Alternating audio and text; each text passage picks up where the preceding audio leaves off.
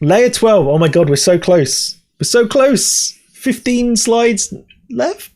But before we get going, we have this. This is a new ruling. This is an errata to Layer 8, which was Mutating Phage. Hello, I'm Max from the future, or the present, I guess, but from the now. So Mutating Phage has been changed. The ruling on it has been reversed. Mainly because Matt Tabak spoke to Jesse Dunks about it. There's a bunch of ways to look at it, but obviously, ultimately, the object that's there after the merging is the same object as it was before the merging. That object wasn't cast or cast from hand, even though it picked up a component that was.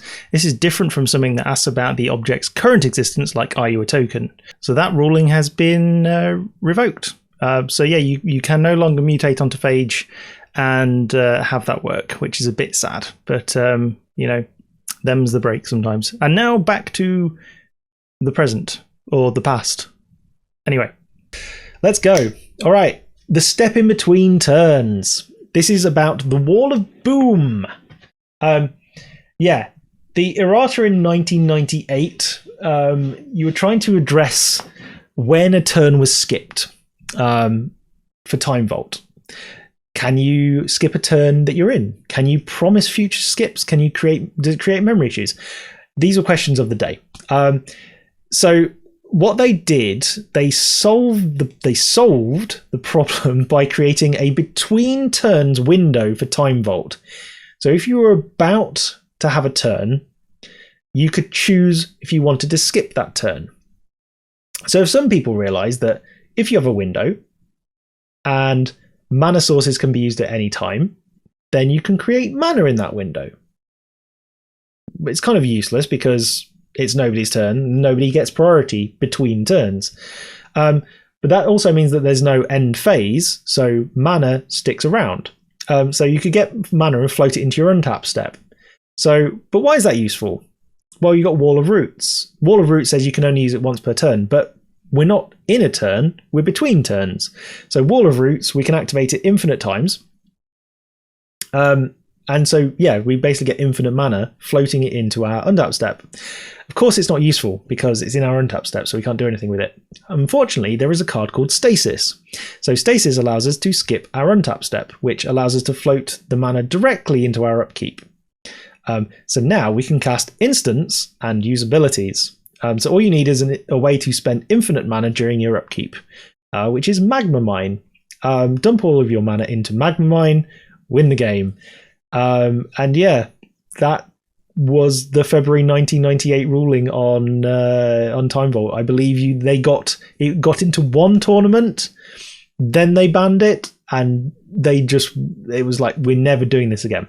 We're never doing this again.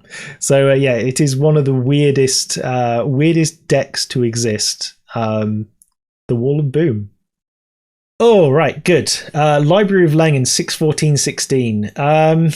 So let's say we control Anointed Procession, Words of Wilding.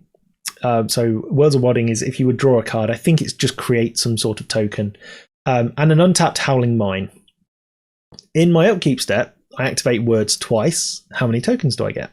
I get 4 tokens. So first is my draw for the turn, which is not an effect. The replacement effect from words applies. So instead of... we create a token at that point. So instead of you replace draw a card with create a token. Procession, because of 6/14/16 here, replacement effects affect things when you're trying to create one or more tokens. We create that twice that many tokens, and so because we're getting 4 cards, we would be getting 2 cards because of the Howling Mine. We actually get 4 tokens in total. Okay, so there's 4 tokens. This is a little bit weird because normally the first card draw wouldn't be replaced, but because a replacement effect is affecting it, the replacement effect of Anointed Procession does kick in. All clear. Good. So, Library of Leng. This is a card. If an effect causes you to discard a card, you discard it, but you can put it on top of your library instead of into your graveyard. So if I control Words of Waste, so Words of Waste is if I would draw a card, your opponent discards a card instead. It's a replacement effect. If I have a Words of Waste and untapped Howling Mine, and my opponent controls a library and has 2 or more cards in hand, what happens? So in my upkeep step, what happens? First of all,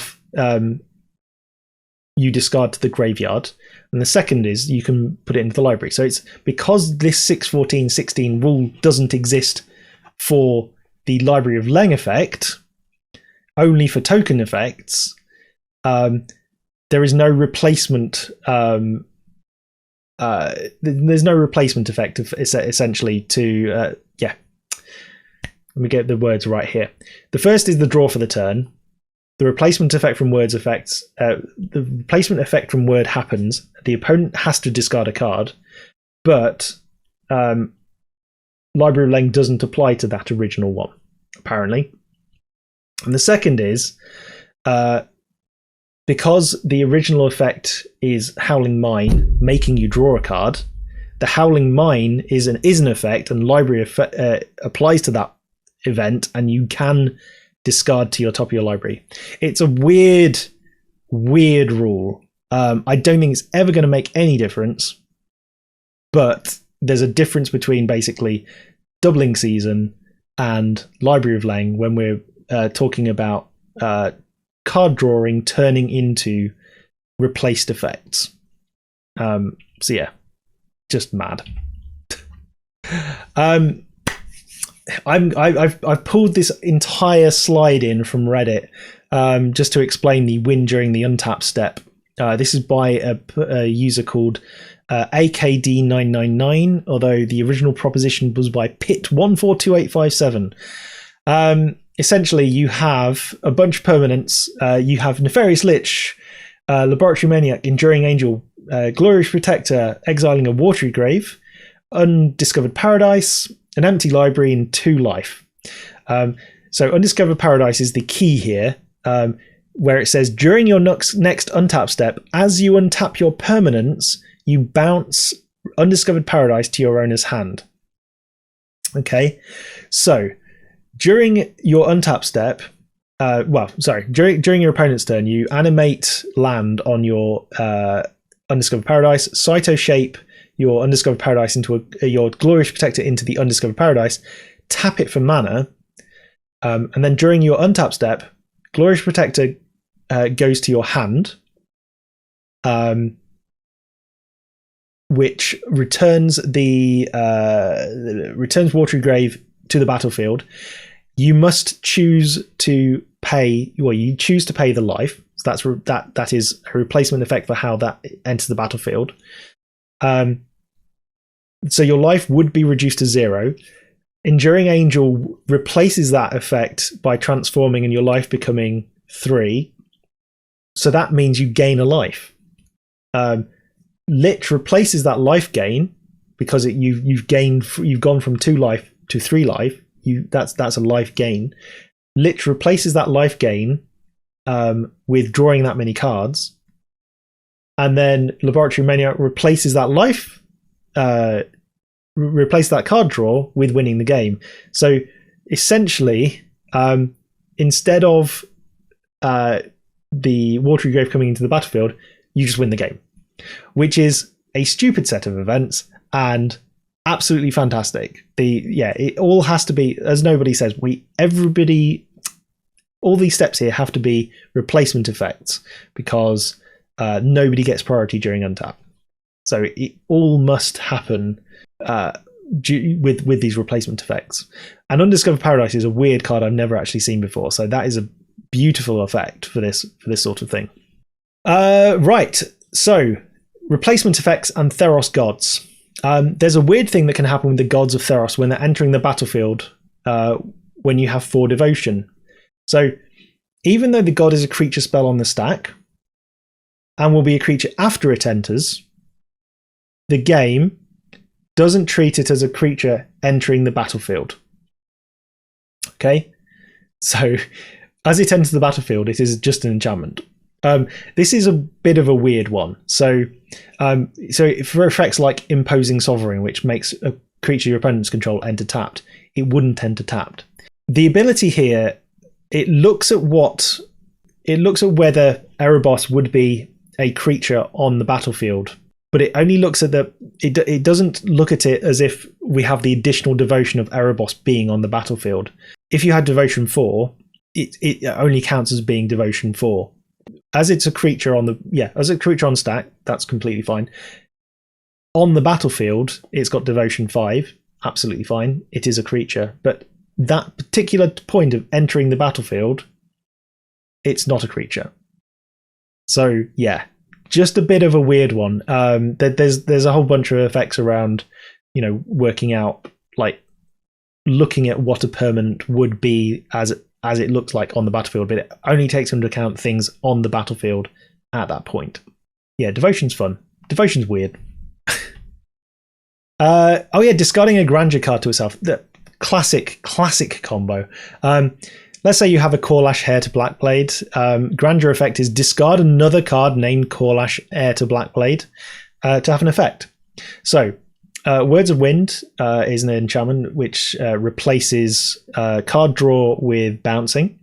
Suppression Field makes abilities cost 2 more. All abilities, activated abilities, sorry. And Chromatic Sphere is a mana ability which draws you a card. So, step 1, activate Words of Wind once. Step 2, activate the Grandeur ability of Corlash Heir to Blackblade, which costs 2 now, thanks to the suppression field, plus discarding a card named Corlash Heir to Blackblade. So in our paying costs list there is a window for activating mana abilities. And so we activate the mana ability by using Chromatic Sphere. Chromatic Sphere adds some mana to our mana pool and also draws us a card, where the draw the card is replaced by bouncing a permanent, and that permanent is the Grandeur creature. So the Grandeur creature is in our hand. We also then pay like an extra 1 for the additional mana for suppression field. And then we pay the rest of our costs. The rest of our costs are discard a card named Corlash Heir to Blackblade. And this is a different object to the one that was on the battlefield at the time, which means that the card that we discard allows us to pay for the ability. We discarded a Grandeur card to itself. You can do this in Commander. You cannot do it on Magic Online because Chromatic Sphere doesn't necessarily... I don't think Chromatic Sphere works on Magic Online. It doesn't like doing mana abilities where you draw cards during resolutions of spells and paying for costs and stuff like that, because I've tried. Fun... Oh god. Panglacial Wurm and Selvala. Selvala Explorer Returned is a problem. It's problematic.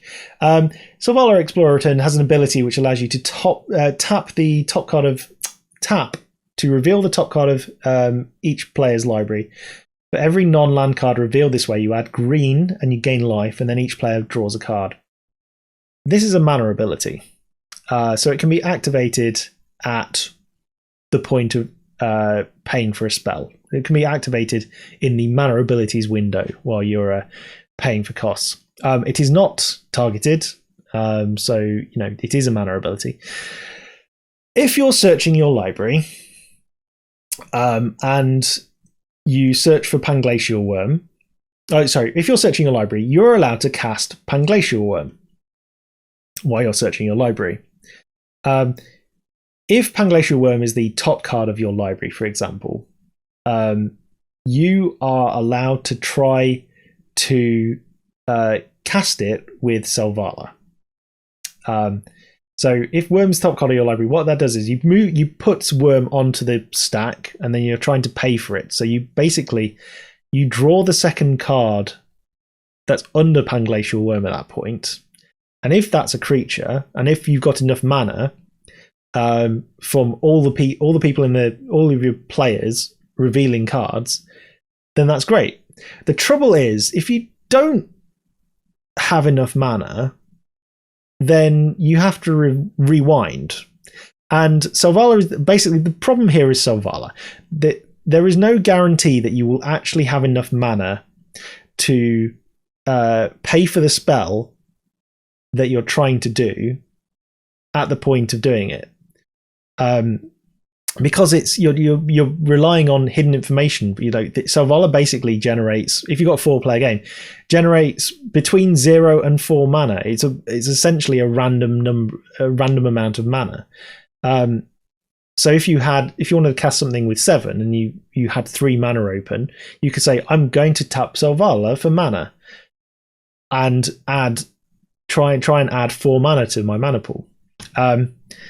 This is during mana abilities as well. And if you can't do that, then the whole spell gets rewound, but you don't put back the cards you drew, because you can't redo that part of the ability. So in theory, you can keep drawing cards while trying to repeatedly cast a spell. In practice, Eldrazo says, basically, Selvala produces a random amount of mana and draws cards as a mana source. None of that is okay. None of it is okay. Yeah. So, in general, the way around this is people will ask you to activate Selvala up front to work out how much mana you have, and that is the sensible way of doing it. Anyway, next one up, Illusionary. Oh my god, Illusionary Mask. Yeah. So, it is already 7 minutes past midnight, but I will go into this because this one's nuts. So it kind of makes sense now, but Illusionary Mask back in the 90s was absolutely bizarre. I want you to go read this thread. I think this is by Siberian Rabbit as well. But yeah, everything in the game in the 90s, everything in the game knew what the face down creature was, except your opponent. So if the face down creature had flying, for example, you could attack with it, or your opponent's going to try and block it, and if it had flying and they tried to block it, you'd have to be like, no, it's got flying, and then they would have to, they'd have to take it back. There were a whole lot of, if it had like a terror, for example, can only destroy target non-black creature, you'd have to say, sorry, it's black under the covers.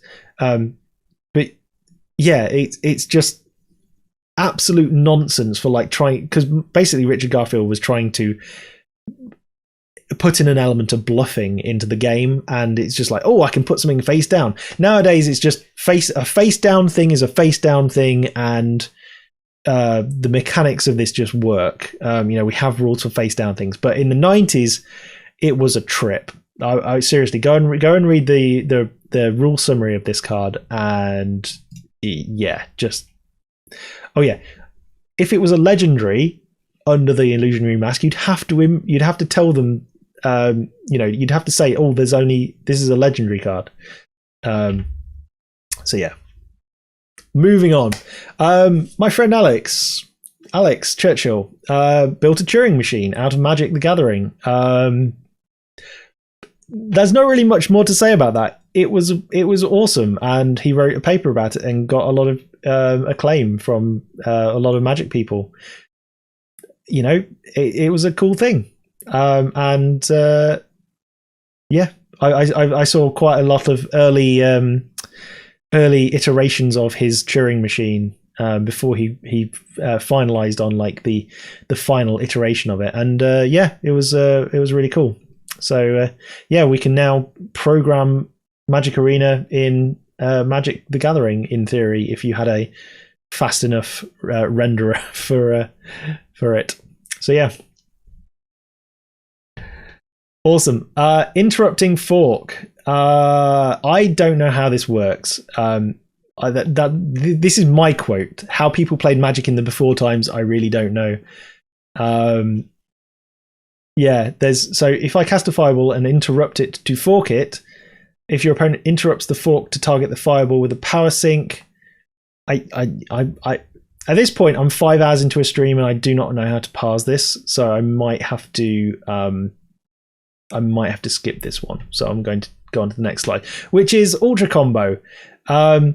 This iterated on Mega Combo, which was already a stupidly large amount of damage. This one is like unwritably large amounts. Like they can't even represent it using sensible numbers. So yeah, this deals more damage than Mega Combo did because of like new technology, I think. So yeah, it's exciting. It's an exciting thought experiment, but it certainly, because it's not like an infinite combo. The whole point is that they're not infinite combos. They are combos that get arbitrarily large, like not arbitrarily large, but get extremely large, but they are still limited in such a way that is not an infinite combo, if that makes sense. So yeah, good times. Sylvan Library and Brainstorm. You cannot resolve that properly, apparently. So if you use a Brainstorm in your upkeep, you're going to draw 3 cards, put 2 back. Fair enough. Then you go to resolve the ability of Sylvan Library. You can't hide information properly without somebody else present. And apparently you can't call a judge for that because it's going to be solved quite easily on your own. You've got to give the information away. You will inevitably give away whether the 2 cards you put back with Brainstorm were among those you drew with it or among those you're already in hand because of the paying the 4 life thing, which can be critical information in certain scenarios. So yeah, Sylvan Library is just a problem. And what do you do about that? So yeah, Sylvan Library, fix it. Except they can't because it's already been printed. Setting your opponent on fire as a win condition. This happened. It was an accident. Somebody was messing around with a cigarette lighter. The other player moved their arm towards the lighter. The arm hair caught on fire. The power creep and burn is out of control, which is entirely fair. So yeah, how do you rule this as a judge? Was the I think the subtitle of this. Another nice one here: Infinite Wirefly Hive versus Leonin Elder. So Toby Elliott used to be one of the rules managers. A complicated question used to highlight difficulties in policy are occasionally interesting, though very technical. For example, I'm going to die at the end of my next turn. I control Filigree Sages, Wirefly Hive, and an infinite source of mana. My opponent is at 6 life and controls a Leonin Elder, which I think gains you life whenever a creature enters the battlefield or something like that. We're in his end step. Do I win? There's basically, because of the coin flipping nature of Wirefly Hive, you have to get either extremely lucky, so there's a 1 in 64 chance of you winning all of the flips that you need. If you lose one of the flips, then you start getting into really bad returns on your investment. Somebody did the maths, and I think it works out. Thank you. 1 life when an artifact enters the battlefield. Yeah.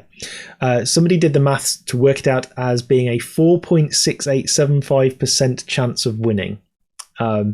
So yeah, but how do you rule that? Is that something that you say, well, it is possible, so it would happen, or is the answer that you just make them play it out? So yeah, it's one of those interesting policy questions that you can't really, because it's not like it's a 0% chance and it's not like it's 100% chance. There is a chance, however small, that you might be able to do this. At what point do you say, what do we do here? So yeah, generally the answer I think is play it out, see what happens. Dependency loops. Dependency loops. I'm just trying to think why I don't have another slide after the next one, but we'll see. Dependency loops. So the normal way of handling layers is we apply effects in layer order. Within a layer, we apply effects in timestamp order, except if there's a dependency, in which case we follow the order of the dependency. However, sometimes when you check for dependencies, you get weird situations where two effects are dependent on each other, and that's a dependency loop. So the simplest example here is if you have 2 bludgeon brawls on the battlefield, both of them are trying to affect what the other one is doing. Since all affected artifacts are now equipments, and Bludgeon Ball only affects non-equipment artifacts. So there is a loop between them, at which point we go back to timestamps at that point. So we do layer order, we do timestamp order, we do dependency order, unless there's a dependency loop, in which case we go back to timestamp order. So yay. Everyone loves clear rules. And these things can sometimes not be particularly easy to spot. So yeah, fun times. All right, this is my last slide. The last line is an excerpt from the original alpha rulebook, indicative of the original design intent behind Magic, of it being intended as a casual experience to muck about with friends and local communities. Extremely regionalized rule sets not only being expected, but even encouraged. Moved on extremely quickly as people wanted to organize in an official way, but I thought it was a fun way to end it all. Look how far we've come. And that is the end of the presentation. That is the end of the stream. It is 20 past 12 about here in the UK. We've been going for 5 hours and 20 minutes. And that's it. I hope you've enjoyed the Rules Iceberg. That was all put together. The original Rules Iceberg was put together by siberianrabbit. Gave me a lot of help on Discord. I actually paid them for their help because they did such a ridiculous job. It was absolutely nuts. God, I didn't honestly realize it was going to be this long. So somebody has done this as well. They've done several videos on the Rules Iceberg that did, I think, in total was an hour and 45 minutes. So I thought, this can't be too bad. More for me. Anyway,